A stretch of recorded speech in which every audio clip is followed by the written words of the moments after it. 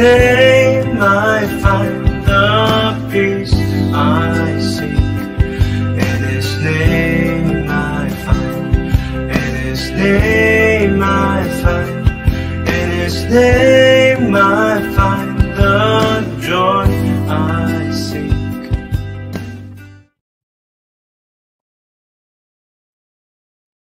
Shalom, shalom, selamat malam Bapak Ibu yang terkasih di dalam Tuhan. Hari ini kita berkumpul kembali, tidak terasa ya. Kita masuk di dalam pertemuan yang kelima dari buku Seri Sejarah Penebusan yang keempat. Temanya sangat menarik Bapak Ibu. Kita perlu tahu, karena kalau kita membaca Alkitab sendiri, kita nggak mungkin bisa menembus ini ya. Jadi ini memang satu kasih anugerah buat kita semua dari buku Sejarah Penebusan akan membawa kita untuk menyelam masuk dalam Alkitab supaya kita tahu isi Alkitabnya lebih lengkap lagi. Tema hari ini adalah kejatuhan tragis keluarga kerajaan Allah. Wow, jangan sampai itu terjadi di dalam kehidupan kita ya Bapak Ibu. Bapak Ibu yang terkasih, sebelum kita memulai, kita akan minta kepada Ibu Aling untuk memimpin kita di dalam doa pembukaan. Dipersilakan. Ya, baik Ibu, terima kasih. Mari Bapak Ibu sekalian, kita berdoa terlebih dahulu. Bapa kami yang di surga, terima kasih dan puji syukur ya Bapak, karena kami masih diberi kesempatan untuk di sesi terakhir pembelajaran di kelas tema Adonai pada saat ini. Ya Bapak, biar kiranya juga ada penyertaan-Mu bagi kami di dalam kelas pembelajaran kami kali ini. Ada pimpinan-Mu ya Tuhan dalam kami melewati pembelajaran kami saat ini. Dan berkatilah Ibu Heni yang menjadi moderator di dalam kelas kami, sehingga Ibu Heni dapat dimampukan untuk memimpin kelas pembelajaran ini dengan baik dan juga dengan lancar. Dan berkati juga para operator yang bekerja di belakang layar ya Tuhan, mampukanlah para operator untuk bisa bekerja dan melakukan tugasnya dengan baik dan bertanggung jawab. Berkati juga internet kami Tuhan, sehingga ketika pembelajaran kami berlangsung, tidak ada satu hal pun yang membuat pembelajaran kami terganggu dikarenakan internet kami yang tidak lancar. Dan juga berkati Pak Yudi yang akan menyampaikan kebenaran firman-Mu ya Tuhan.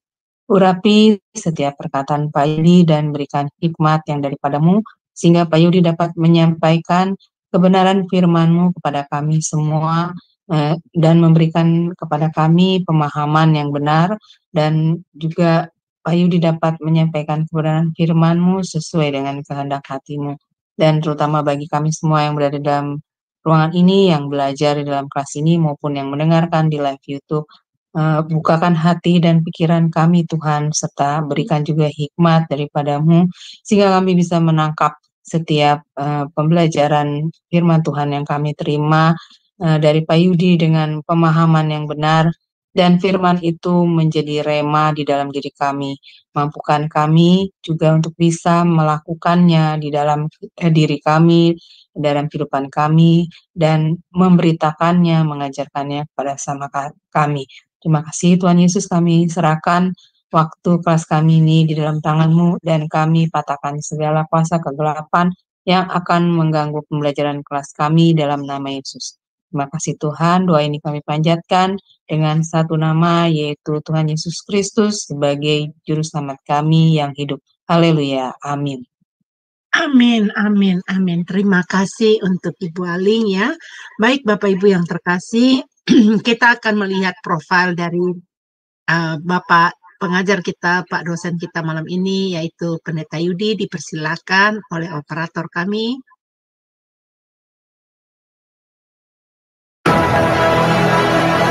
Shalom semua, berjumpa kembali dengan tema Adonai. Dan pada kesempatan kali ini kita akan berkenalan dengan pembicara kita, yakni Bapak Pendeta Yudi M. Lengkong. Dan berikut adalah profil singkat dari beliau. Nama lengkap Pendeta Yudi PM Lengkong, Eskom, MDiv MTH Demin.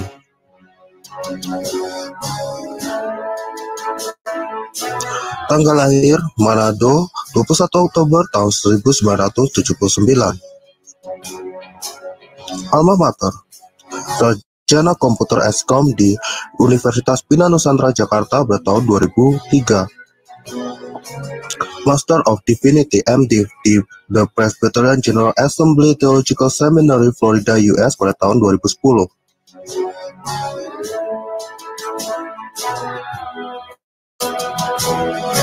Doctor of Ministry (Demin) di Berry Theological Seminary, Florida, US pada tahun 2015. Master Teologi MTH di STT Bethesda, Bekasi pada tahun 2021. Pelayanan. Beliau pernah melayani sebagai pendeta di Gereja Presbyterian Bukit Sion Indonesia di Jalan Telaga Warna 1 nomor 2 Puri Cinere, Depok. Pembicara seminar buku seri Sejarah Penebusan untuk Yayasan Damai Sejahtera Utama, Depok. Dosen di STT Hagiasmos Mission, Jakarta. Dan sekarang beliau melayani sebagai pendeta di Presbyterian Bukit Sion Indonesia di Jalan Ciliwung nomor 5 Purwantoro, Kecamatan Blimbing, Kota Malang, Jawa Timur.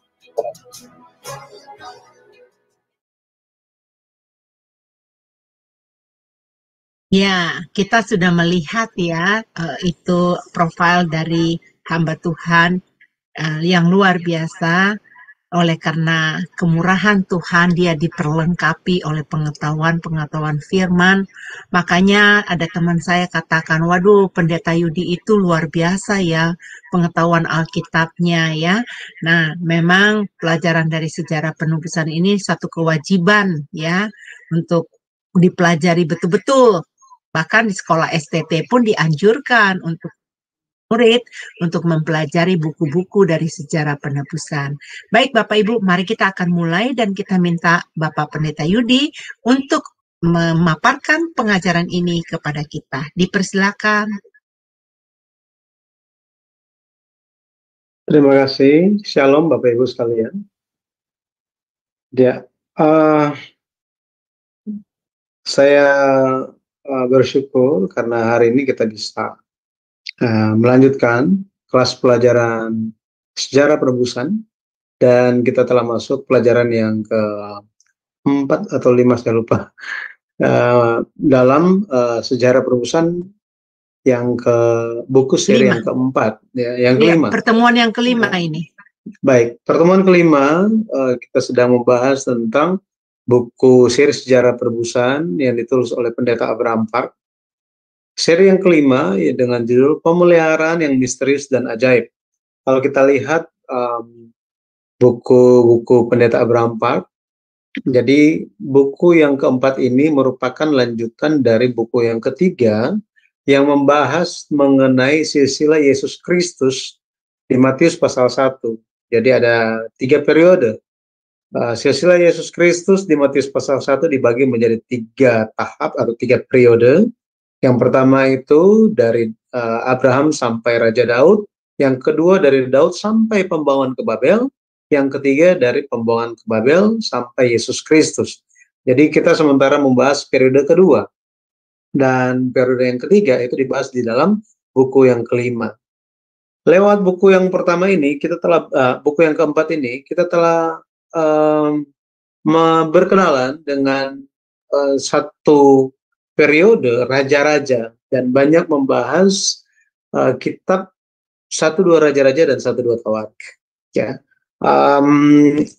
karena saya salah melihat tema, jadi saya mempersiapkan itu mengenai anaknya Ahab, mengenai anaknya Ahab. Nanti jadi anggap saja ini hutang saya mengenai Ahabnya. Tetapi kita coba bahas hari ini mengenai anaknya Ahab, gitu ya. Jadi lewat mengenal anaknya Ahab, kita bisa mendapat sedikit gambaran Ahab itu seperti apa. Dan nanti kita akan di kesempatan selanjutnya saya akan persiapkan mengenai Ahab itu. Jadi hari ini kita akan lihat bersama-sama. Ini mohon maaf saya lupa lihat temanya. Jadi kita akan berbicara mengenai Yoram yang melupakan kasih karunia Allah. Yoram yang melupakan kasih karunia Allah. Yoram ini merupakan anak dari Ahab. Ada saudara Yoram yang lain, kalau kita lihat, yang bernama, kita kenal, saudara perempuan itu. Namanya adalah Atalia. Ya, ini Atalia yang menyebabkan beberapa raja di Yehuda Selatan itu dikeluarkan dari silsilah. Ya, mereka dikeluarkan dari silsilah Yesus Kristus. Dan Yoram ini yang sedang kita bahas ini merupakan raja dari Israel Utara. Kenapa? Papanya itu adalah Ahab. Papanya adalah Ahab. Kita baca firman Tuhan dulu. Mari kita lihat. Kita akan lihat bersama-sama di 2 Raja-Raja 3. Kita lihat bersama-sama 2 Raja-Raja pasal 3. Ayat yang pertama kita akan membacanya sampai ayatnya yang ketiga. Oke, saya baca. Yoram, anak Ahab, menjadi raja di Samaria atas Israel dalam tahun ke-18 zaman Yosafat Raja Yehuda. Dan ia memerintah 12 tahun lamanya. Ia melakukan apa yang jahat di mata Tuhan, tetapi bukan seperti ayahnya dan seperti ibunya. Ia menjauhkan tubuh berhala Baal yang didirikan ayahnya. Namun demikian, ia masih berpaut kepada dosa Yerobeam bin Nebat yang mengakibatkan orang Israel berdosa pula. Ia tidak menjauhinya. Baik, ini adalah firman Tuhan. Jadi kita akan melihat mengenai Yoram ini yang merupakan kasih karunia Allah. Kalau kita melihat dan membaca buku siri sejarah penebusan, Pendeta Abraham Park mengajak kita untuk mengenal dan bercermin dari tokoh-tokoh di dalam Alkitab. Secara khususnya mengenai Raja Ahab, bagaimana kejahatan Raja Ahab, bagaimana dosa-dosa Raja Ahab. Kalau kita lihat, Ahab itu dia terkenal sebagai penyembah berhala. Tetapi anaknya menjauhi berhala. Ini satu hal yang luar biasa. Kenapa? Karena papanya luar biasa berdosa, jahat di mata Tuhan, dan mendirikan banyak allah-allah yang lain, berhala. Tetapi Yoram ini dikatakan dia menjauhi berhala. Ini satu hal yang unik dari keturunan Ahab. Tidak seperti ayahnya katanya. Tetapi dia melakukan dosa. Dosa yang seperti apa yang dia lakukan? Nah, dalam hal ini kita akan belajar tentang Yoram sambil bercermin tentang kehidupan kita supaya kita bisa menerima nasihat yang sangat penting bahwa apa? Jangan pernah melupakan kasih karunia Allah. Ya, jangan pernah melupakan kasih karunia Allah karena di akhir zaman ini ada banyak orang yang melupakan kasih karunia Allah. Banyak orang yang telah mengecap kebaikan Tuhan, tetapi mereka lepas dari Tuhan. Ya, dengan berbagai alasan dan faktor gitu ya. Tetapi kalau kita perhatikan mengenai Yoram ini, kita bisa belajar tentang bagaimana seseorang yang telah menerima kasih karunia demi kasih karunia, dia telah menyaksikannya, mengalaminya, tetapi dia tidak pernah menganggap bahwa dia telah menerima semua kasih karunia tersebut. Dia menganggap itu sebagai hal yang berlalu begitu saja. Ya, maka mari kita berkenalan dan belajar dari Yoram ini.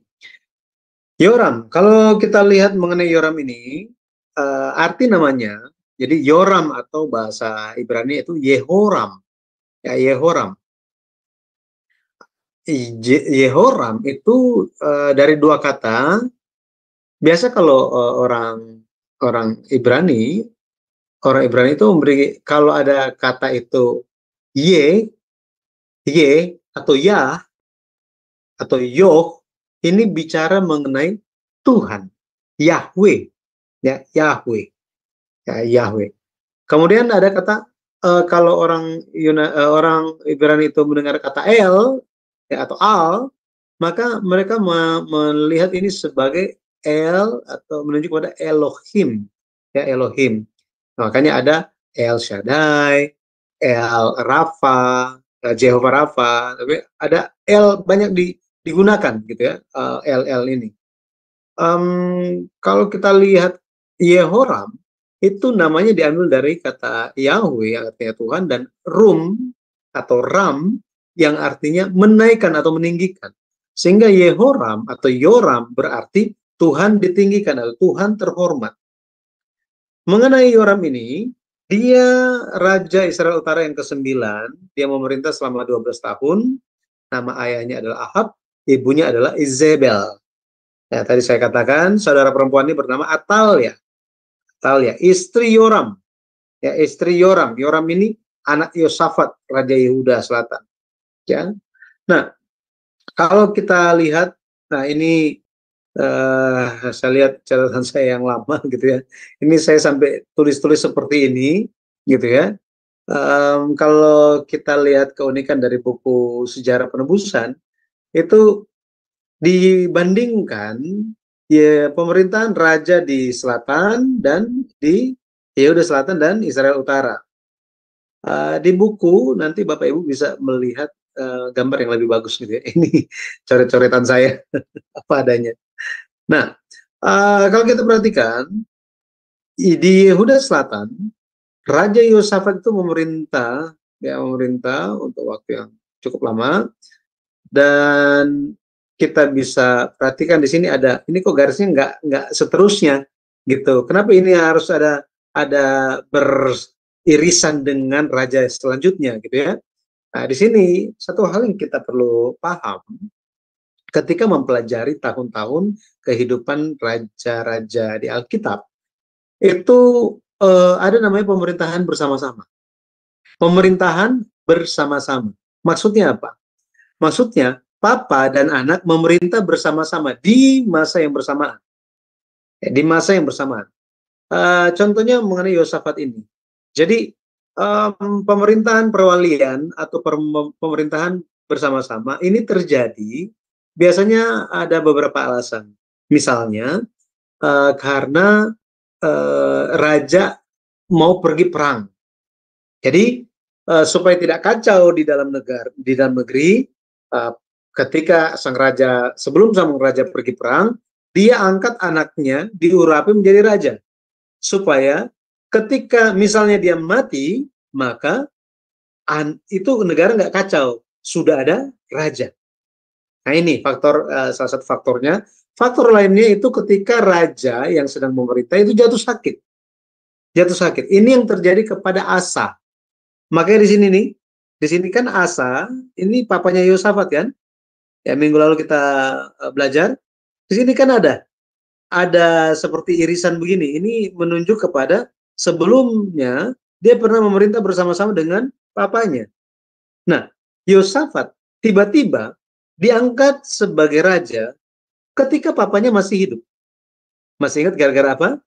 Gara-gara 3 tahun terakhir dari Raja Asa, dia menderita sakit kaki. Nggak bisa pergi kemana-mana. Makanya karena sakit itu, anaknya yaitu Yosafat diangkat menjadi raja. Jadi seperti ini. Ya, seperti ini. Sehingga ketika kita melihatnya, kadang-kadang di dalam Alkitab, dihitung itu misalnya mengenai Yosafat. Dihitung itu bisa saja misalnya dari sini. Ya, dari sini apakah dia itu sejak dia memerintah bersama-sama, dihitung tahunnya, atau dia memerintah sendirian, baru dihitung tahun pemerintahannya. Nah, 2 metode pencatatan ini ada di dalam Alkitab. Makanya orang ketika baca Alkitab sering pusing. Gara-gara apa? Loh, di bagian ini ngomong begini, tahun kesekian, kenapa di tahun demikian, yang satu lagi bilang tahun yang kesekian? Ada perbedaan. Nah, itu dilihat dari mana? Dari sini. Apakah dia waktu itu memerintah sendiri, lalu dihitung, atau ketika memerintah bersama-sama, dia menjadi wali, ya, memerintah perwalian, jumlah tahun itu dimulai. Nah, seperti ini. Jadi, Setelah Yosafat mati, ini anaknya bernama Yoram. Masih ingat ya, Yoram ini di sini, anak Yosafat. Ini suami dari Atalia. Ya, jangan bingung ya. Nah, di Israel Utara, kalau kita lihat, ketika Yosafat ini memerintah, Ahab di utara itu sementara memerintah. Ya, sementara memerintah. Tetapi setelah Ahab mati, Yosafat masih memerintah. Ya kan? Yosafat masih memerintah. Nah, kemudian ada Ahazia ini. Siapa Ahazia? Ahazia merupakan anak dari Ahab. Tetapi ketika Ahazia ini mati, dia tidak ada anak untuk melanjutkan pemerintahan. Sehingga saudara laki-laki dia yang bernama Yoram, anak Ahab juga, ini anak Ahab nih, Ahazia, Yoram.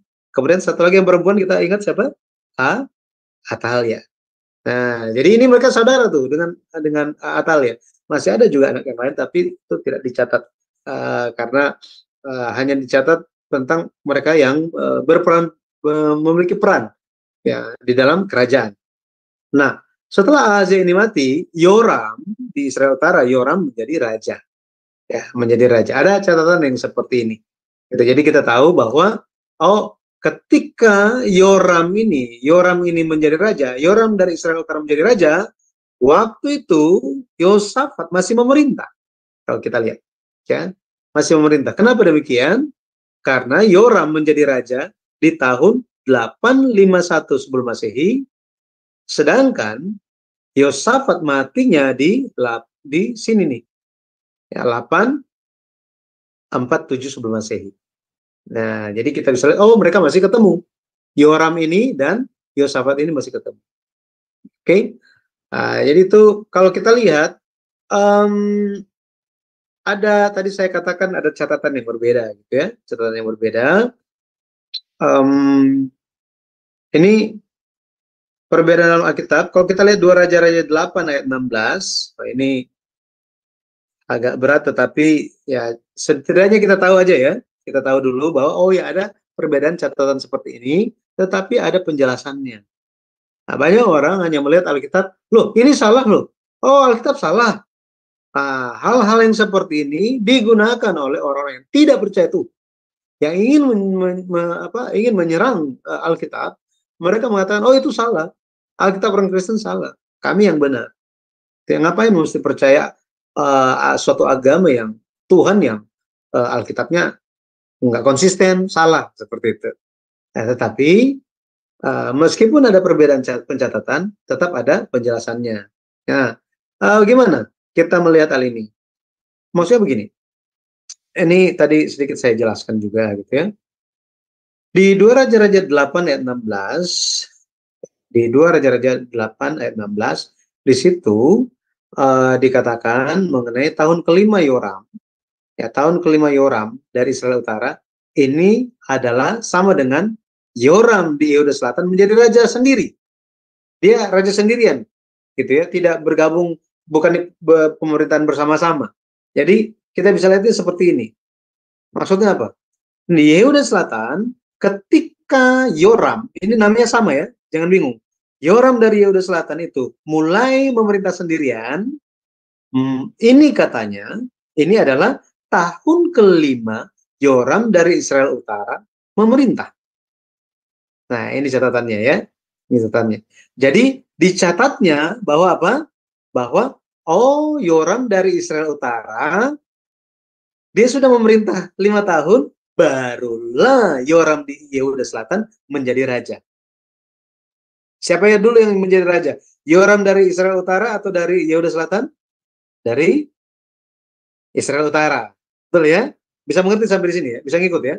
Jadi menurut catatan 2 Raja 8 ayat 16, Yoram dari Israel Utara lebih dulu menjadi raja, barulah Yoram dari Yehuda Selatan menjadi raja. Nah, sedangkan 2 Raja-Raja 1 ayat 17 dikatakan begini. Dikatakan bahwa pada tahun kedua Yoram dari Yehuda Selatan, ya, tahun kedua Yoram dari Yehuda Selatan memerintah, ini memerintah bersama dengan ayahnya. Siapa nama ayahnya Yoram dari Yehuda Selatan? Itu adalah Yosafat. Betul ya? Ini merupakan, ini sama dengan tahun ketika Yoram dari Israel Utara menjadi raja. Artinya apa? 2 Raja-Raja 1 ayat 17 menyatakan Yoram dari Yehuda Selatan lebih dulu menjadi raja.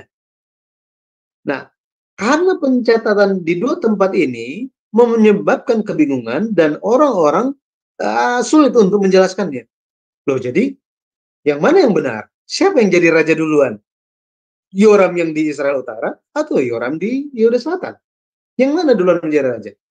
Nah, dari sini Pendeta Abraham Park meneliti sambil berdoa, menerima pencerahan Roh Kudus akan hal-hal yang dibaca, Alkitab yang dibaca, sehingga menemukan perhitungan ini. Seorang ahli teologi yang bernama dari kalangan Adventist yang bernama Andrew Tilley, dia menemukan ada permasalahan di dalam kronologi tahun raja-raja. Dia tahu ada masalah, ketidakcocokan dalam tahun-tahun ini. Akan tetapi, dia tidak bisa menyelesaikan, dia tidak tahu solusinya apa. Andrew Tilley ini orang yang hidup ratusan tahun sebelum kita. Ratusan tahun sebelum kita. Ya, dia telah meneliti mengenai hal ini. Akan tetapi justru Pendeta Abraham Park menemukan solusinya dari pertanyaan-pertanyaan dan ketidakkonsistenan itu, perbedaan-perbedaan catatan tersebut yang ditemukan oleh orang-orang. Bahwa apa? Bahwa ketika kita mengenal yang namanya tahun perwalian, pemerintahan perwalian, maka akan jelas bahwa apa? Oh, sebenarnya Yoram dari Yehuda Selatan lebih dulu memerintah, lebih dulu menjadi raja karena apa? Dia memerintah bersama dengan ayahnya yang bernama Yosafat. Ya. Makanya Yoram, tahun kedua Yoram memerintah bersama-sama dengan ayahnya, dengan Yosafat di Yehuda Selatan. Pada tahun itu di Israel Utara, Yoram anak Ahab menjadi raja. Gitu. Nah, ini dilihat dari waktu memerintah bersama-sama dengan ayahnya, ketika Yoram dan Yosafat. Akan tetapi di 2 Raja-Raja 8 ayat 16 di sini melihat dari sudut pandang Israel Utara. Sudut pandang siapa? Israel Utara. Bahwa Israel Utara lebih dulu menjadi raja ketika melihat siapa? Yoram memerintah sendiri sebagai raja. Jadi si Yosafat sudah meninggal duluan. Ya seperti ini. Ya, jadi kita bisa melihat bahwa solusi misteri dalam Alkitab ini diselesaikan dari sudut pandang sejarah penebusan. Makanya saya sangat bersyukur pada akhirnya kita bisa melihat bahwa oh ya, memang ada perbedaan pencatatan, tetapi ada penjelasan yang Alkitabiah. Bukan di luar Alkitab, tetapi Alkitabiah. Nah, itu mengenai Yoram. Sekarang mari kita lihat mengenai kehidupannya. Oke. Jadi awal-awal udah mulai pusing gitu ya. Maaf ya. Ya, sesekali kita mesti tahu yang begini kan, seumur hidup kita. Jadi pelajarannya pun benar-benar ya, Bapak Ibu, saya seumur hidup saya sangat kaget mengenai kalkulus. Saya tidak suka matematika. Tetapi saya masuk waktu ambil S1 itu, sarjana komputer di teknik informatika di Bina Nusantara, saya bertemu dengan kalkulus 1, 2, 3. Waduh, saya sangat shock. Tetapi ya setidaknya dalam hidup saya tahu gitu ya ada kalkulus. Jadi dalam hidup kita setidaknya kita pernah tahu, oh ya Alkitab ada seperti ini kebingungannya, tetapi ada penyelesaiannya. Ya, mari kita lihat mengenai kehidupan Yoram. Beberapa hal kita akan lihat mengenai Yoram. Yang pertama, dia mengalami mujizat air dan kemenangan atas Raja Moab, atas bangsa Moab. Kalau kita perhatikan di 2 Raja-Raja pasal 3, di 2 Raja-Raja pasal 3, Yoram ini dia berbicara kepada Yosafat. Nah, ini kan Yoram dari Israel Utara kan masih ketemu dengan Yosafat kan? Masih ingat ya? Raja Yosafat dari Yehuda Selatan. Nah, waktu itu mereka Yoram ini, setelah Yoram dari Israel Utara menjadi raja, dia ingin menaklukkan bangsa Moab. Bangsa Moab itu sebelumnya takluk kepada Yoram, kepada Israel Utara, tapi sekarang mereka mau apa namanya, memberontak. Dan kalau kita lihat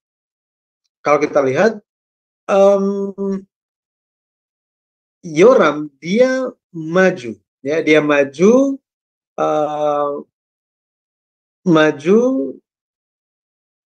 bersama-sama dengan Raja Yosafat, dan Raja Edom. Jadi ada 3 raja ini maju. Raja Yoram dari Israel Utara, Yosafat dari Yehuda Selatan, kemudian siapa? Raja Edom untuk serang Moab. Nah, ketika mereka maju berperang, 3 bangsa ini, 3 kerajaan ini maju berperang, 7 hari, pada hari yang ke-7 semua pasukan kehabisan air. Ini menyebabkan mereka bisa kalah sebelum perang. Nah, kalau kita lihat ada perbedaan reaksi dari Yoram dan Yosafat. Apa yang Yoram lakukan? Kalau kita lihat Yoram sikap dia mengenai kehabisan air ini, tidak bisa menemukan air, dia menghadapi kesulitan, menghadapi penderitaan, dia langsung komplain Tuhan. Nah, ini gara-gara Tuhan nih.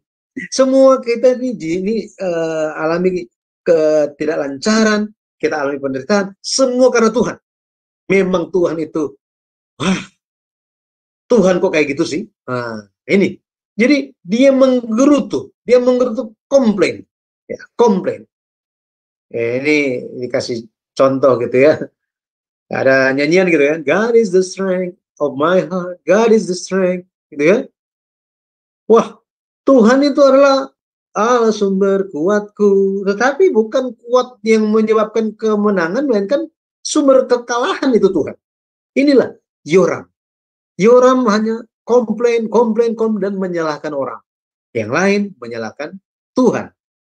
Tetapi Yosafat, hal yang ketika dia menghadapi penderitaan ini, kan sama-sama mengalami penderitaan kan? Yosafat juga dan pasukan dari Yehuda Selatan bisa mati gara-gara kehausan, kehabisan air. Tetapi dia mencari nabi. Meminta petunjuk. Ini menunjuk kepada sosok orang yang bersandar pada Tuhan dan ingin dekat pada Tuhan. Dari dulu kan dibagi 2. Orang yang hanya menyalahkan atau orang yang meminta petunjuk Tuhan. Orang yang berdoa atau orang yang nggak cari Tuhan. Orang yang bersandar kepada Tuhan atau orang yang meninggalkan Tuhan. Selalu dibagi demikian. Ya. Jadi kita bisa lihat Yoram selalu Yoram hanya bilang apa? Ya, buat apa mau panggil itu nabi itu, mau panggil nabi Tuhan itu? Saya selalu tanya kepada dia, tetapi dia bilang hal yang buruk terus. Ya, doa saya nggak selalu nggak dijawab. Buat apa berdoa? Nah ini, buat apa berdoa? Tapi ya, kalau kita lihat bagi Yoram yang demikian jahat, Allah utus Nabi Elisa untuk selamatkan mereka. Kalau kita baca di 2 Raja-Raja pasal yang ke-3 dan ayat 11 dan seterusnya, kita bisa menemukan bahwa Elisa menyuruh membuat banyak parit, gitu ya, banyak parit untuk kalau kita lihat dan di lembah itu, jadi mereka ada di lembah, dibuat banyak parit, kemudian Allah mengirimkan air dari arah Edom untuk penuhi supaya semua pasukan dapat minum. Nah, ini luar biasa kan? Mereka bisa minum bukan karena usaha mereka, tetapi karena kasih karunia Tuhan. Ini kasih karunia Tuhan yang Yoram terima. Jadi kasih karunia Tuhan itu bukan hanya diberikan, ada yang diberikan hanya kepada orang yang percaya, tapi ada juga diberikan untuk semua orang. Kalau kita lihat alam ini pun kasih karunia Tuhan. Apakah matahari dan hujan hanya diberikan untuk orang Kristen? Enggak kan? Untuk semua. Supaya apa? supaya mereka pun ingat bahwa ada Tuhan. Ini, supaya mereka ingat ada Tuhan. Tetapi jangankan begitu. Orang Kristen pun meskipun terima matahari, terima hujan, lupa Tuhan. Bahkan apa? Bahkan mereka bilang, mana Tuhan? Alkitab salah. Alkitab begini. Ya, ternyata nggak ada yang bisa menjelaskan firman Tuhan. Lebih baik saya nyebrang aja ke tetangga. Itu lebih baik dan wah sangat enak. Nanti bisa apa? Ya bisa banyak kenikmatan setelah kehidupan di bumi. Jadi hanya mencari kedagingan, bahkan kepuasan, memuaskan hawa nafsu manusiawi, duniawi, bahkan setelah kehidupan ini berakhir. Bayangkan, kalau kita semua, bayangkan kita mau cari hawa nafsu, memuaskan hawa nafsu kita ketika ke sorga. Jika kita ada hawa nafsu duniawi, nggak bisa ke sorga. Betul kan? Itu sebabnya kita perlu menerima Roh Kudus. Kita perlu menerima iman, kasih karunia iman dari Tuhan. Jadi bukan hanya Tuhan berikan air kepada mereka, tetapi ketika matahari menyinari parit-parit itu, pasukan Moab sudah melihat, loh, ini pantulannya kan jadi merah semuanya kan, yang parit-parit itu kan. Mereka ketika melihat hal tersebut, mereka datang ke lembah, mereka pikir itu darah. Oh, 3 raja itu sudah bunuh-bunuhan. Wah, kita udah menang. Mereka santai-santai gitu kan. Santai-santai mereka. Kita menang gitu. Ketika mereka turun ke lembah, mereka langsung diserang oleh tiga raja ini. Karena mereka menurunkan, pasukan Moab itu menurunkan pertahanan mereka. Itu sebabnya kita perlu menjaga waktu-waktu kita, waktu mendekat kepada Tuhan. Ya, waktu-waktu yang berharga ketika kita dekat dengan Tuhan. Carilah Tuhan selama Ia berkenan ditemui. Berarti apa? Ada waktu Tuhan nggak mau ditemui. Itu ada waktu. Jadi sampai hari ini, ketika dikatakan masih ada hari ini, janganlah keraskan hati. Ya, jangan keraskan hati kita. Ya, mari kita terima kasih karena Tuhan. Baik. Yang berikutnya, kita melihat bahwa Raja Yoram menyaksikan ketakutannya diselesaikan oleh Tuhan. Diselesaikan oleh Tuhan. Ini kita bisa lihat, ya, di 2 Raja-Raja pasal 5. 2 Raja-Raja pasal 5, apa yang terjadi? Jadi di 2 Raja-Raja pasal 5 bicara tentang Naaman. Kita tahu ceritanya ya tentang Naaman, panglima Raja Aram. Nah, hubungan Israel Utara dan bangsa Aram itu sebenarnya kurang cocok. Nggak cocok mereka. Jadi kalau kita tahu Samaria itu di sebelah sungai, di sebelah danau, sebelah kiri. Kalau kita lihat peta,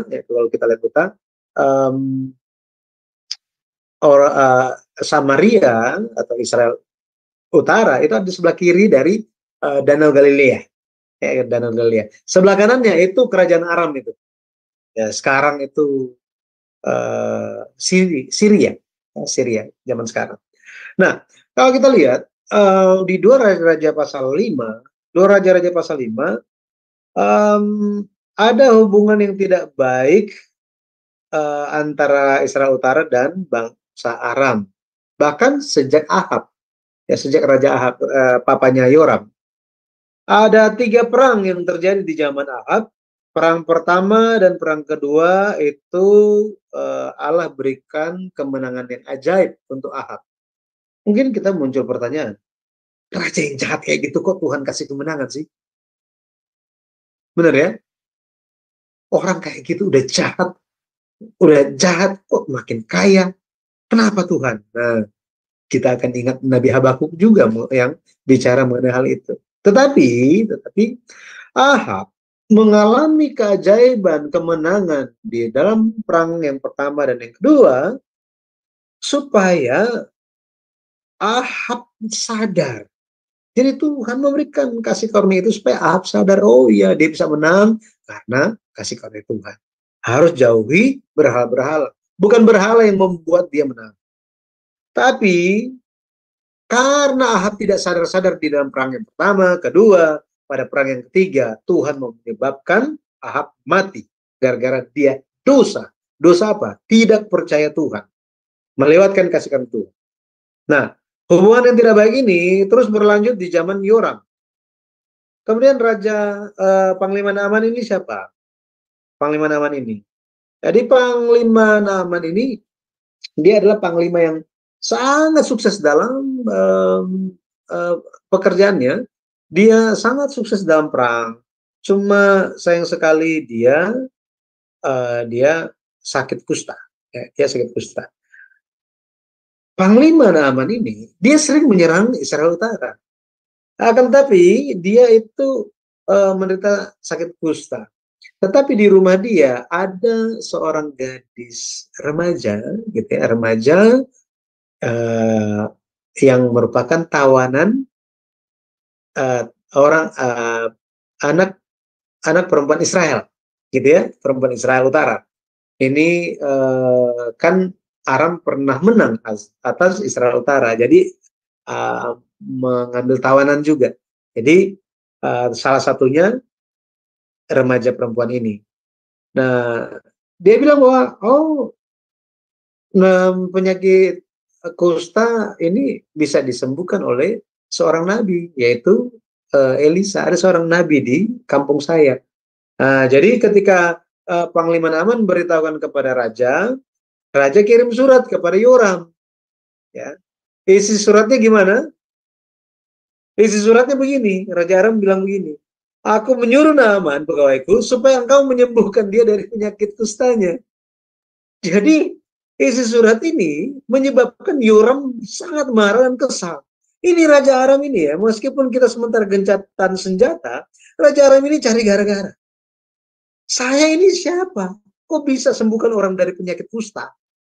Jadi ini semua gara-gara Raja Aram itu cari gara-gara doang gitu. Semua karena dia.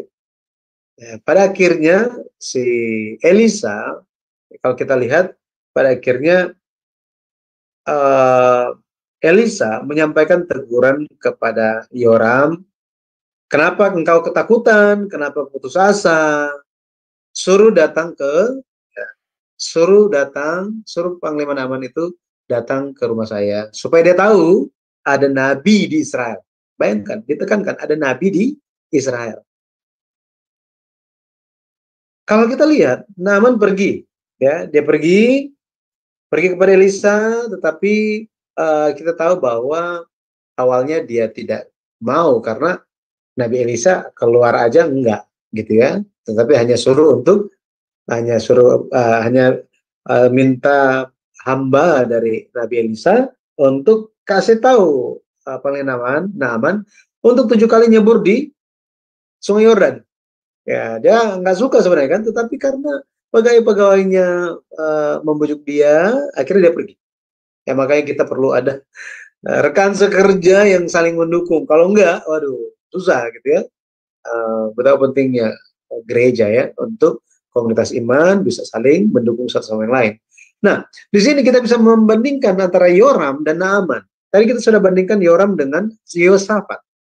Yoram yang selalu komplain, selalu menyalahkan Tuhan, tetapi Yosafat senantiasa ingin dekat kepada Tuhan dan bersandar kepada Tuhan. Bagaimana Yoram dengan Naaman? Kalau kita lihat Yoram, dia adalah umat Tuhan. Naaman orang kafir. Yoram, dia dekat dengan harta karun yang terbesar. Apa harta karun yang terbesar itu? Itu adalah seorang abdi Allah yang selalu berdoa. Ada nabi yang luar biasa. Sedangkan Naaman itu datang dari wilayah yang jauh, tempat yang jauh. Yoram, dia mengalami langsung kasih karunia penyelamatan dari Allah. Sedangkan Naaman tentang Allah, tentang nabi Allah, itu hanya dengar secara tidak langsung dari gadis tawanan. Bayangkan, hanya dengar dan mengalami langsung. Harusnya yang mengalami langsung lebih beriman. Betul ya? Yoram tidak ada kerendahan hati. Tidak ada kerendahan hati dia. Ya. Tetapi Naaman menampakkan bagaimana dia bersedia untuk taat. Turun. Ya, turun di sini turun apa? Turun merendahkan diri dia dari seorang panglima. Ya, seorang panglima. Dia rendah hati, dia turun dan taat, rendah hati sepenuhnya sampai apa? Ya, nyelup 7 kali di Sungai Yordan yang nggak ada bersih-bersihnya dibandingkan dengan sungai-sungai di wilayah Arab. 2 Raja-Raja 5 nanti bisa baca itu. Ya. Maka ada perbedaan antara Yoram dan Naaman. Yoram dan Naaman. Jadi kita bisa lihat bahwa ada yang berharga bagi kita, yang dekat dengan kita. Tetapi kita sering mengabaikannya. Apa itu? Firman Tuhan. Ya, firman Tuhan. Lebih lagi, firman yang dijelaskan. Waktu-waktu yang berharga kita bertemu dekat dengan Tuhan, inilah harta yang sangat-sangat berharga. Nah, makanya kelas ini pun saya percaya dengan iman menjadi kelas yang berharga bagi kita untuk bisa mendekat kepada Tuhan dan menguatkan iman kita. Supaya kita bisa bertumbuh dalam pengetahuan yang benar tentang Yesus dan bertumbuh dalam iman kita kepada Tuhan. Ya. Nah, makanya kita bisa lihat dari ketakutan, tetapi Naaman Yoram bisa diselamatkan. Ini kasih karunia yang sangat besar. Ya. Nah, kalau kita lihat, dia juga selamat dari 2 gelombang serangan musuh. Sebenarnya, kalau kita lihat dalam serangan yang pertama ini, sudah ada serangan-serangan sebelumnya sebenarnya. Jadi pasukan Aram ini hendak menyerang dengan diam-diam, tetapi selalu gagal. Gara-gara apa? Gara-gara Tuhan kasih tahu Elisa, tuh ada yang nyerang. Elisa kasih tahu Raja Yoram. Sehingga apa? Sehingga serangan diam-diam ini gagal semuanya. Nah, tetapi suatu ketika serangan Raja Aram ini, jadi setelah peristiwa yang tadi, setelah peristiwa Panglima Naaman, ini perang lagi. Ini maksudnya, terjadi perang lagi. Aram dan Israel Utara itu sering perang. Nah, karena Raja Aram melihat bahwa selalu gagal, ternyata penyebabnya ada Elisa, pada akhirnya mereka tidak menyerang Samaria, ibu kota Israel Utara, mereka menyerang, Raja Aram menyerang Dotan, kampungnya Elisa. Untuk menangkap Elisa. Ya, ini. Tetapi ketika Elisa berdoa, maka seluruh pasukan Raja Aram itu dibutahkan matanya. Ya, dibutahkan matanya, dan Elisa membawa dari Dotan, pasukan besar ini dari Dotan sampai ke Samaria yang jaraknya sekitar 19 km. Bayangkan. Apakah kita pernah jalan tutup mata selama sejauh 19 km? Dari dapur aja mau jalan ke pintu depan sambil tutup mata bisa nabrak sana sini kan? Ini 19 km. Ketika mereka dituntun, mereka nggak tahu pergi kemana. Tiba-tiba mereka buka mata, mereka sudah di tengah-tengah kota Samaria. Sudah dikepung oleh pasukan Israel Utara. Nah, tapi waktu itu ketika Raja Yoram hendak membunuh pasukan Aram ini, Elisa bilang apa? Jangan, kasih makan mereka, layani dan suruh pulang. Nah ini, pada akhirnya mereka pulang, mereka makan dan pulang. Ini suatu hal yang ajaib. Artinya apa? Kemenangan kapanpun bisa menjadi milik Raja Yoram dan Israel Utara. Kapanpun. Yang tinggal mereka lakukan apa? Percaya Tuhan. Tinggal percaya saja. Tetapi Yoram ini dia tidak percaya. Tetap tidak percaya. Apa yang terjadi? Yang terjadi, pasukan Aram serang untuk kedua kalinya. Nah, serangan kedua ini, ya memang ada. Jadi setelah serangan pertama, Raja Aram kan jadi baik-baik gitu ya. Jadi baik-baik, karena pasukannya kan nggak diserang gitu ya, nggak dibunuh, tetapi dibayarkan hidup dan suruh pulang. Jadi untuk sementara waktu ada damai, tetapi perdamaian ini, gencatan senjata ini dirusak oleh pasukan Arab, oleh bangsa Arab. Mereka mengepung Israel dan efeknya adalah kelaparan hebat terjadi di Samaria. Kelaparan yang luar biasa. Nah, seperti apa kelaparan di zaman Raja Yoram? 2 Raja 6 ayat 25, maka terjadilah kelaparan hebat di Samaria selama mereka mengepungnya. Sehingga sebuah kepala keledai berharga 80 shikal perak dan seperempat kap tahi merpati berharga 5 shikal perak. Apa yang dimaksud dengan 80 shikal perak dan seperempat kap tahi merpati berharga 5 shikal perak ini? Mari kita lihat. Jadi yang pertama kalau kita lihat, kepala keledai, satu kepala keledai itu harganya 80 shikal perak. 80 shikal perak itu sama dengan kurs waktu itu sama dengan 320 dinar. 1 dinar itu adalah upah kerja 1 hari. Ya, upah bekerja 1 hari. Maka saya pernah cek dulu, kalau pegawai Indomaret itu, mereka sekitar kalau ikut UMR, maka jika dibagi 20 hari kerja, 30 hari kerja, maka itu sekitar, ini berapa tahun yang lalu ya, ini sekitar 80.000 per hari. 80.000 per hari. Maka jika 80.000 per hari kita kalikan 320, ya 20 hari, betul ya, karena upah ini kan, maka itu 80 shikal perak ini dikurskan ke dalam rupiah untuk gaji seorang pegawai Indomaret itu adalah 25,6 juta. Bayangkan, 25,6 juta hanya untuk kepala keledai. Itu pun keledai adalah binatang yang haram. Bayangkan. Sangat mengenaskan keadaan kelaparan mereka. Kemudian seperempat kap tahi merpati berharga 5 shikal perak. 5 shikal perak ini sama dengan 20 dinar. 20 dinar. Kalau kita lihat, ini 20 dinar berarti 20 hari upah kerja.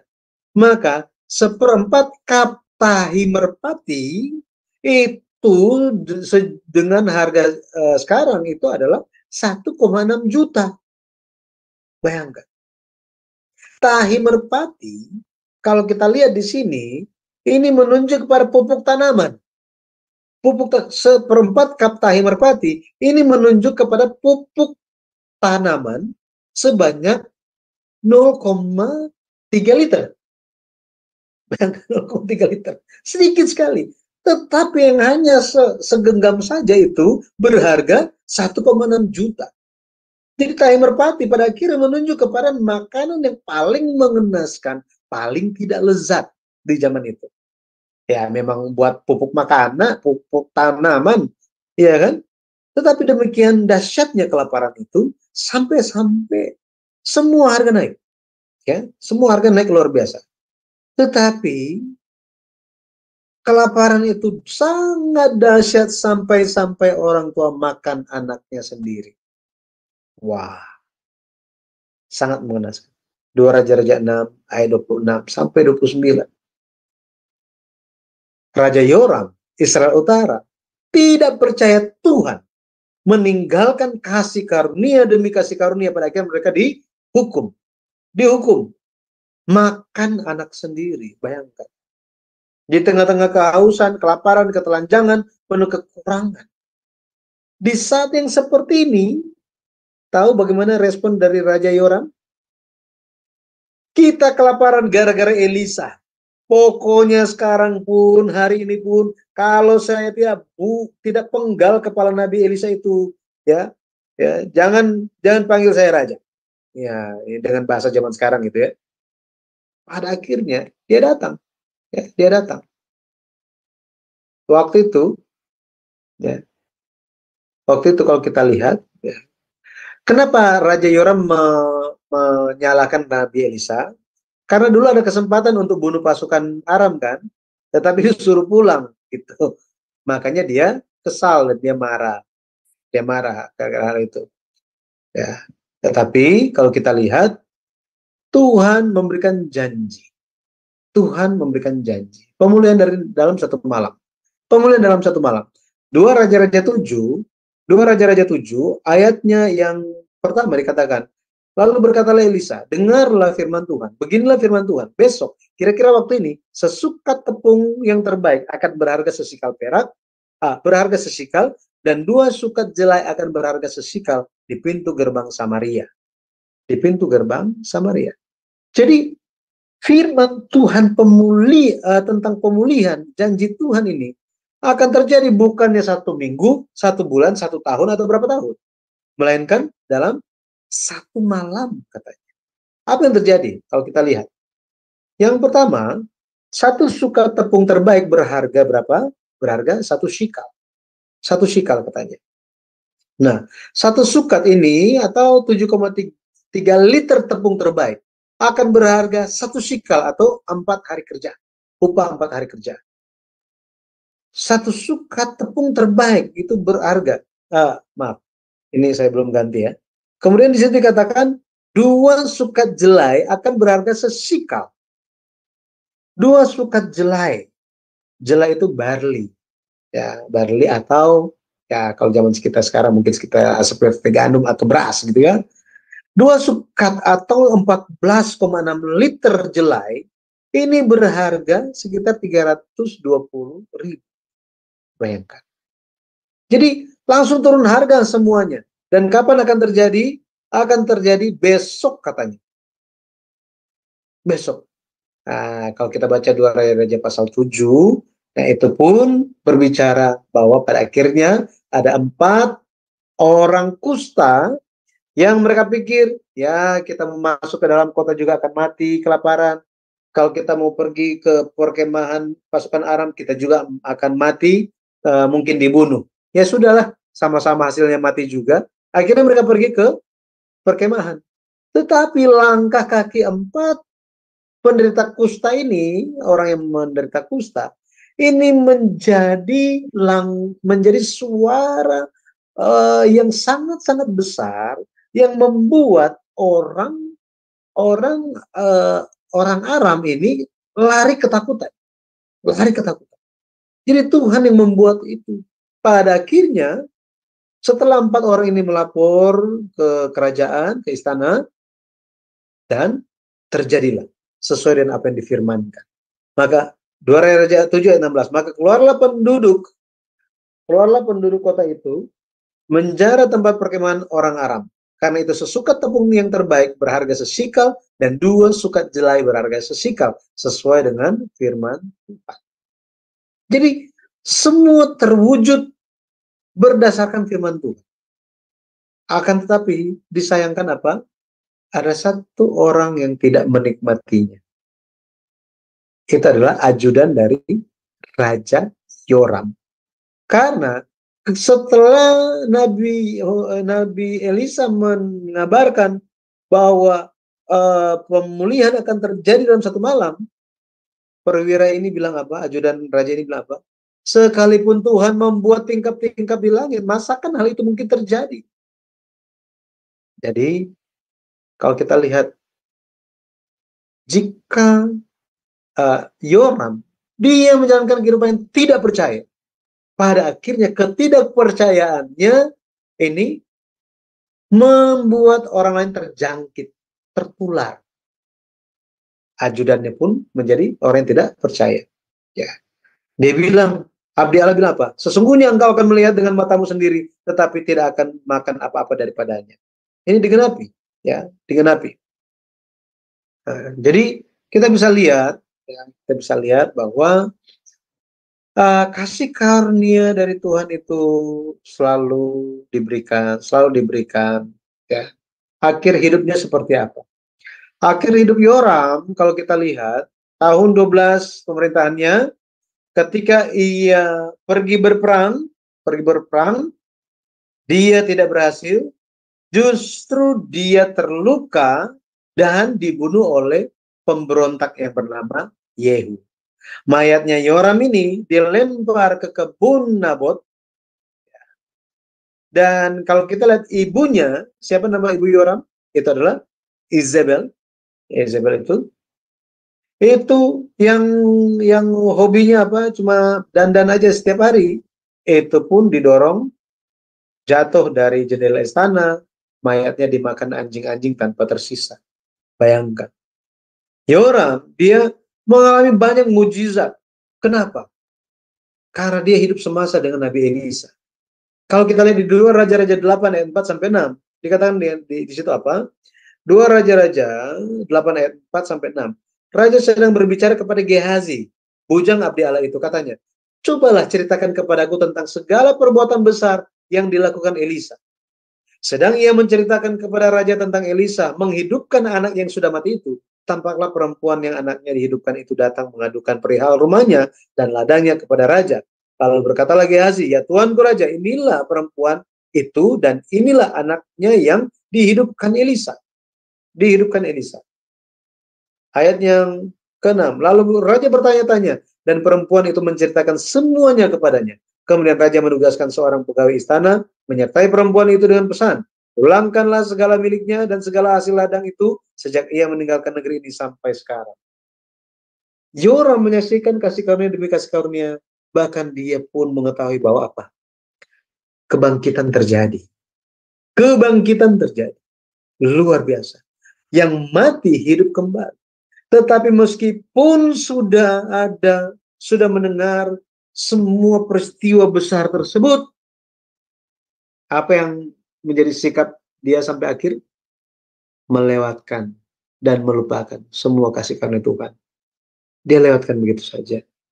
Nah, hari ini pun kita semua telah ikut Yesus sudah lama ya. Saya berdoa di dalam nama Tuhan Yesus Kristus, semoga kita selalu ingat kasih karunia Tuhan. Jangan sampai lupa. Jangan. Kalau kita lupa, kita bisa berakhir seperti Yoram. Melewatkan. Itu sebabnya setiap hari, mari kita senantiasa bersyukur. Pada akhirnya kita akan mengalami setiap keajaiban dari pemeliharaan Tuhan yang begitu besar dalam kehidupan kita. Ya. Tuhan Yesus memberkati. Saya kembalikan kepada Ibu Heni. Ya, baik. Terima kasih Bapak Pendeta Yudi untuk pemaparan tentang Yoram ya. Yoram itu melupakan kasih karunia Allah. Saya berharap kita di semua yang telah mendengarkan pengajaran ini jangan sampai demikian ya. Nanti kita akan berikan kesempatan kepada Bapak Ibu baik yang ada di Zoom maupun yang ada di live streaming. Jika ada pertanyaan boleh dicatat ya, boleh angkat. Ya, Bapak Ibu jika ada yang mau ikut serta bertanya ya untuk pelajaran yang telah kita pelajari tadi dipersilakan ya. Nah, Bapak Pendeta Yudi, mengenai perbedaan penulisan tadi mengenai Yoram itu kalau nggak teliti, nggak betul-betul karena kasih karunia Tuhan, nggak akan bisa menemukan ya. Padahal ayatnya sama-sama di kitab 1 Raja-Raja ya, di 2 Raja-Raja. Ada di 2 Raja-Raja 8 yang sama 2 Raja-Raja 1 ya mengenai ini. Nah ini kalau bukan mendapatkan kasih karunia, nggak akan bisa tahu ya ada perbedaan ini ya. Ya, saya juga kalau nggak ketemu dengan buku ini, saya nggak tahu. Saya nggak tahu, gitu ya. Jadi sangat bersyukur ketika memiliki kesempatan untuk mengetahui hal ini, sehingga kita senantiasa dikuatkan bagaimana kita melihat Alkitab. Bahwa Alkitab firman Tuhan apa adanya, tidak terdapat kesalahan di dalamnya. Jika sekalipun ada yang berpendapat bahwa jika terdapat kesalahan sekalipun itu kesalahan manusia, human error, bukan dari Tuhannya, gitu. Ya, bukan dari Tuhannya. Tapi kalau saya bertemu dengan banyak hamba Tuhan, baik itu dari kalangan akademisi ataupun dari kalangan pelayan-pelayan gereja-gereja, pastoral ministry atau misi, maka mereka melihat bahwa buku-buku sejarah penulisan ini melengkapi mereka sehingga mereka pun bisa tahu. Yang pertama itu bisa melihat Alkitab dari sudut pandang sejarah penebusan.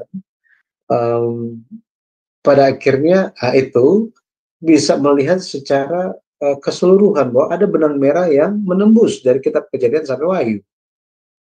Berikutnya mereka bilang dengan buku ini ada hal-hal di dalam Alkitab yang bahkan kita sendiri tidak tahu ada perbedaan pencatatan. Kita sendiri tidak tahu ada perbedaan pencatatan itu, tetapi itu ditemukan dan dijelaskan. Ada yang menemukan perbedaan pencatatan itu, tetapi tidak bisa menjelaskan. Tetapi sekarang ini kita bisa menemukannya dan menemukan perbedaan pencatatan, tetapi kita juga menemukan jawabannya, penjelasannya. Nah, sehingga benar-benar buku Seri Sejarah Penebusan yang ditulis oleh Pendeta Abraham Park itu merupakan buku yang ditulis oleh seorang hamba Tuhan yang sangat penuh dengan kasih karunia Tuhan dan tidak pernah melupakan kasih karunia Tuhan. Tanpa kasih karunia Tuhan, itu beliau selalu menekankan, tanpa kasih karunia Tuhan, nggak akan ada yang berjalan baik. Jangan harap. Jangan harap. Jadi, jangan lupa kasih karunia Tuhan. Sakit sekalipun, mau meninggal sekalipun, mau meninggal misalnya, jangan mengeluh, jangan bicara, hanya apa? Hanya, Tuhan, ini saya, terima kasih waktunya sudah tiba, saya tolong disiapkan bertemu dengan Tuhan. Sambil nyanyi pujian, nyanyi aja pujian. Kalau udah mau mati, gitu. Jadi jangan pernah lupa tentang kasih karunia Tuhan. Gitu. Ini satu hal yang diberkati. Iya, faktanya saat ini ya, Bapak Pendeta, kehidupan Yoram yang tadi Bapak Pendeta katakan dia adalah anak Tuhan ya, tapi tidak memiliki kerendahan hati. Sedangkan Naaman, orang kafir, hanya gara-gara dia mendengarkan seorang gadis ya di tawanan itu, dan akhirnya dia memiliki kerendahan hati dan menaati ya perintah, sehingga dia mendapatkan kesembuhan. Nah, ini realitanya kan banyak sekarang Bapak Pendeta di dunia ini. Sangat benar, sangat benar. Memang realita zaman sekarang ini, ya, kita semua, bukan cuma orang Kristen yang bilang, bukan cuma gereja yang menyuarakan, oh sekarang akhir zaman. Enggak, orang yang tidak percaya pun bilang ini udah dekat-dekat kiamat, gitu ya. Dan memang ketika akhir zaman ini akan banyak yang akan muncul banyak hal yang aneh dan menyimpang sehingga menuntun orang-orang kepada hal-hal yang keliru, hal-hal yang salah. Nah, makanya mengenai Yoram ini, dia telah, kalau kita bandingkan gitu ya, Yoram, dia di wilayahnya ada seorang nabi yang hebat luar biasa. Masalah apapun, masalah maut pun diselesaikan. Masalah apapun diselesaikan. Hanya tinggal minta sebenarnya. Tetapi tidak pernah dia meminta dengan kerendahan hati. Yang ada dia komplain terus, baru itu dia dikasih solusi. Gitu ya. Jadi komplain terus solusi diberikan. Oh, ini Raja Yoram dia selalu komplain, selalu tidak percaya, tapi kok selalu ada solusi. Oh, berarti boleh dong. Boleh dong, nggak pernah doa, komplain terus. Pada akhirnya kan masalah selesai. Nah, jangan salah. Jika itu terjadi, berarti itu adalah kesempatan terakhir bagi kita. Jika kita melewatkan itu, kesempatan itu. Sudah istilah orang-orang itu yang kita biasa dengar itu, tiada maaf bagimu. Nah, itu akan muncul itu. Akan muncul. Bukan hanya itu. Jika seseorang terbiasa komplain terus, tidak percaya terus, secara terus menerus, pada akhirnya untuk percaya, meskipun dia berpikir untuk percaya, hatinya udah nggak mau, sudah keras. Meskipun mau bertobat, langsung berpikir, bertobat apa? Saya nggak salah ya. Jadi hatinya menjadi batu, sudah keras. Sebaliknya, Naaman dia tadi rendah hati gitu ya. Dia mendengar, hanya mendengar, bayangkan. Itu sebabnya banyak orang yang di luar sana sementara menantikan kabar itu, Injil itu, sama seperti Jenderal Naaman, Panglima Naaman, itu dia menanti-nantikan siapa yang mau kasih dia solusi. Akhirnya cuma di rumah terus. Hebat luar biasa, mau keluar malu. Iya kan? Malu. Terus tadi mana-mana. Tetapi pada akhirnya dia bisa mendengar suara itu. Dan dia mau berusaha. Nah, yang ingin saya sampaikan adalah begini. Naaman, dia sadar satu hal bahwa apa? Tidak ada jalan yang lain. Apapun solusinya, saya jalan. Apapun solusinya. Mau itu terbodoh sekalipun, saya mau coba. Saya mau coba. Bayangkan. Coba tempatkan kita di posisi Naaman. Kita seorang panglima. Terus dapat kabar di negeri musuh kita ada obatnya. Mau pergi ke tempat musuh loh. Itu kan ngapain pergi di sana? Saya lebih baik pergi ke negara-negara tetangga yang masih baik hubungannya kan. Tetapi dia mempertaruhkan nyawa dia. Pergi ke satu tempat, bertemu dengan orang yang bahkan dia tidak kenal seumur hidupnya. Karena apa? Dia tahu nggak ada solusi buat dia. Tidak ada jalan keluar buat dia. Makanya dia mempertaruhkan hidup dia demi mengalami hidup. Nah ini, dia mempertaruhkan nyawanya demi dia bisa sembuh dan tetap hidup. Dia sadar mengenai hal itu. Dia sadar. Makanya dia rendah hati, dia lakukan, dia taat apa saja itu. Ya memang ada kekecewaan. Ya saya pikir itu Nabi akan keluar rumah terus akan oh ternyata enggak, cuma disuruh nyebur di sungai. Apa efeknya nyebur di sungai yang kotor itu bisa sembuh? Tetapi itu pun dia taat. Kalau kita bandingkan dengan Yoram, bayangkan Yoram itu dia pikir dia baik-baik saja selama ini. Semuanya oke. Padahal apa? Dialah yang tidak sadar bahwa dia sedang mati. Imannya sedang mati. Gereja hari ini tertidur. Itu nubuat Tuhan, bukan nubuat saya. Gereja hari ini tidur. Ketika Yesus berbicara mengenai perumpamaan gadis-gadis bijaksana dan gadis-gadis bodoh, Matius 25 mengatakan bahwa siapa yang tidur?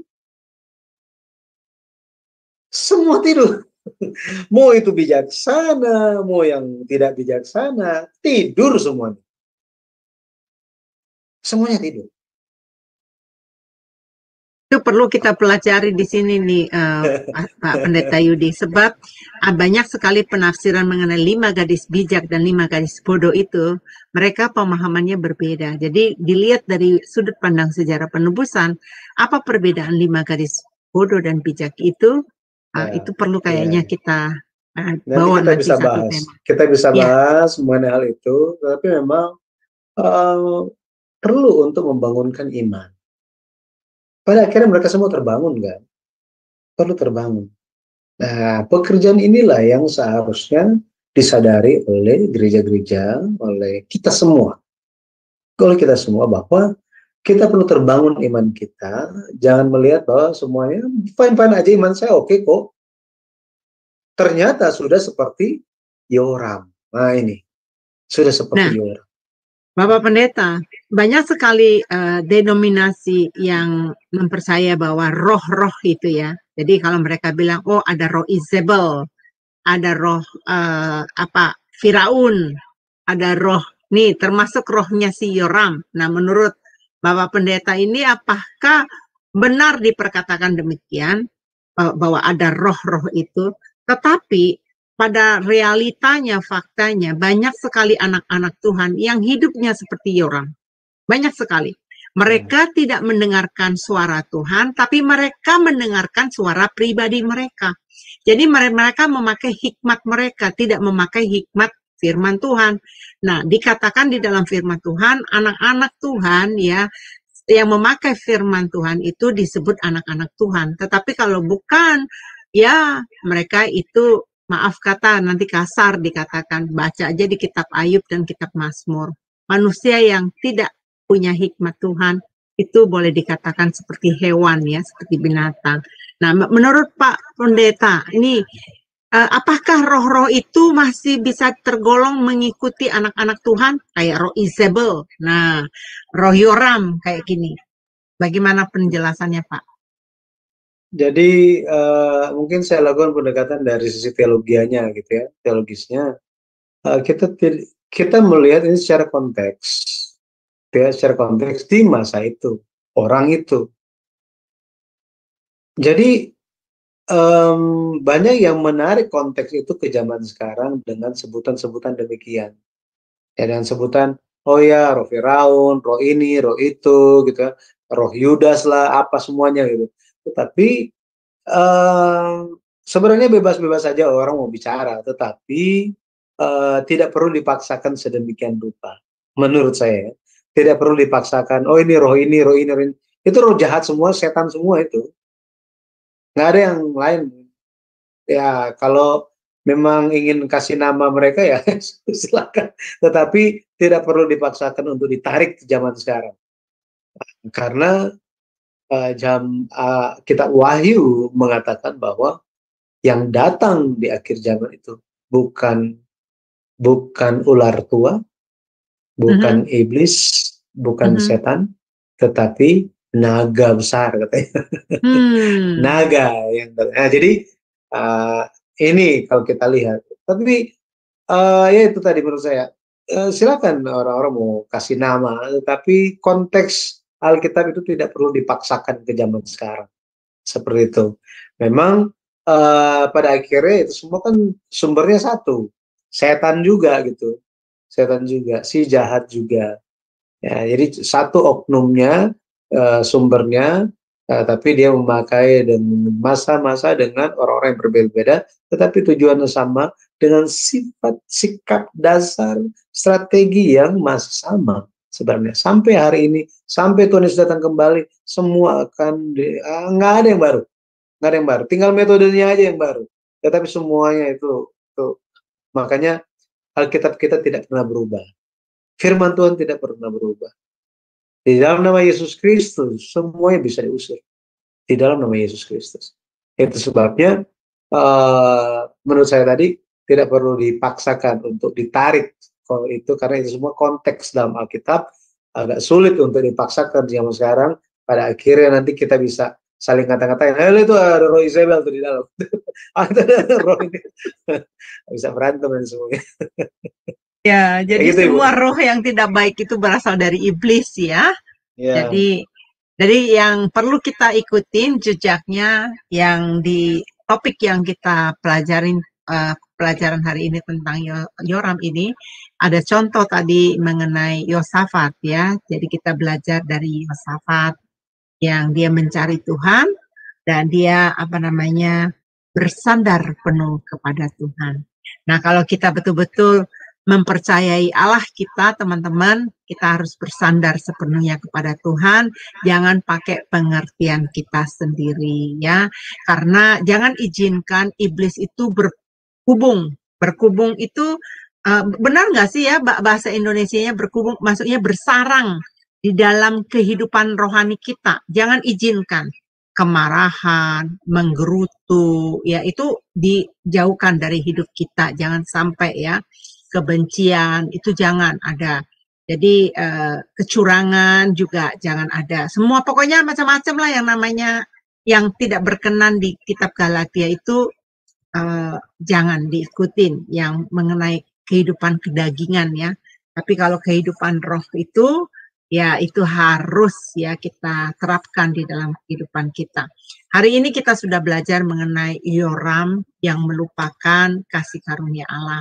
Saya berharap teman-teman semua jangan seperti Yoram ya. Karena kita mau sampai ke rumah Bapa di sorga dengan keberadaan yang dikuduskan, pemikiran kita yang dikuduskan. Mari kita belajar dari pengajaran sejarah penebusan yang kita bisa melihat. Sudah terbukti ya Bapak Ibu ya, bukan hanya di Indonesia aja, bukan hanya di Korea aja, bahkan di Amerika di sini, ahli-ahli teologi mengatakan baru mereka bisa menemukan apa isi Alkitab yang sedetail-detailnya melalui penulisan buku sejarah penebusan ini. Bapak Ibu, sebelum kita mengakhiri, mari kita minta kepada Bapak Pendeta Yudi untuk last statement, ya, apa rangkuman dari pelajaran ini, kemudian menutup kita di dalam doa penutup. Dipersilakan. Iman merupakan kasih karunia dari Tuhan. Sehingga ketika kita tidak melupakan iman kita kepada Yesus Kristus, pada akhirnya kita tidak melupakan kasih karunia. Kita tidak melupakan iman kita. Manasye, arti namanya adalah melupakan. Melupakan.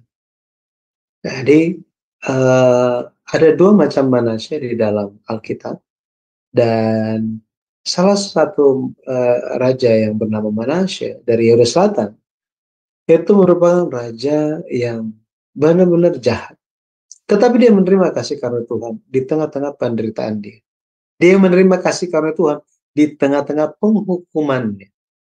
Ketika dia bertobat dan sungguh-sungguh, dengan kesungguhan hati dia berbalik, dia berserah kepada Tuhan, raja yang luar biasa jahat, bertobat dan menerima kasih karunia Tuhan. Kita hari ini telah menerima banyak kasih karunia Tuhan. Jangan sampai kita manasye mengenai hal itu. Tetapi mari kita ingat, sampai akhir, bahkan sampai kita tutup hidup kita, atau sampai kita bertemu dengan Tuhan, mari kita tidak lupa kasih karunia Tuhan. Kita bisa lupa semua hal, jangan lupa Yesus kita. Maka Yesus sungguh-sungguh menjadi Immanuel dalam kehidupan kita. Haleluya, mari kita berdoa. Ya, amin. Allah Bapa yang hidup, kami mengucap syukur. Pelajaran hari ini mengingatkan kami untuk mengingat kasih karunia-Mu. Ketika kami menjalani kehidupan menghadapi banyak hal dalam hidup ini, dan hal-hal tersebut di dunia ini ada yang membuat kami teralihkan daripada-Mu. Tolong ya Bapa, Engkau dengan firman-Mu menumbuhkan kembali iman kami dan mata hati kami. Tolong arahkan kami kepada Engkau kembali. Roh Kudus kiranya yang akan membimbing sehingga kami bisa mengarahkan hidup kami untuk kemuliaan Tuhan saja. Bantu kami Bapa supaya ingat setiap kasih karunia yang kami terima hari demi hari.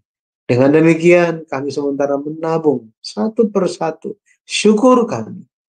Mulai di tahun ini kami bisa menabung setiap hari sehingga bisa menutup hari ini pun dengan bersyukur, membuka tabungan syukur kami, dan kami pun bisa menjalani kehidupan yang penuh dengan sukacita dan damai sejahtera. Terima kasih Bapak, tolong Engkau yang mencurahkan kasih karunia-Mu bagi semua jemaat yang mengikuti pelajaran ini, semua yang mengikuti lewat YouTube, lewat StreamYard, dan Zoom ini. Bapak tolong Engkau saja yang dimuliakan lewat semua yang kami laksanakan. Bapak tolong Engkau yang terus membukakan jalan sehingga channel Skema Adonai senantiasa tetap eksis dan menjadi berkat bagi banyak orang, sehingga banyak jiwa yang pada akhirnya bertemu dengan Tuhan. Terima kasih ya Bapak, berkati kami semua, dan kami menutup hari ini, biarlah kami menutupnya, kami menjalani hari ini semuanya di dalam nama Tuhan saja. Hanya dengan meninggikan nama Yesus Kristus kami berdoa dan bersyukur. Amin. Amin. Terima kasih Bapak Pendeta Yudi. Ada pertanyaan sebelum kita selesai. Apakah pertemuan yang ke-6 itu temanya mengenai kejatuhan tragis keluarga kerajaan Allah? Supaya pemirsa juga bisa mengetahui apa lanjutan dari pelajaran ini. Baik, itu tetap sama. Ya, baik. Jadi Bapak Ibu mohon maaf ya. Jadi temanya yang untuk minggu depan pertemuan yang ke-6 adalah kejatuhan tragis keluarga kerajaan Allah. Bapak Ibu yang terkasih, mari kita menjadi umat kudus Tuhan senantiasa, sebab kita tahu bahwa kehidupan kita ini hanya transit ya, hanya sementara di dunia ini.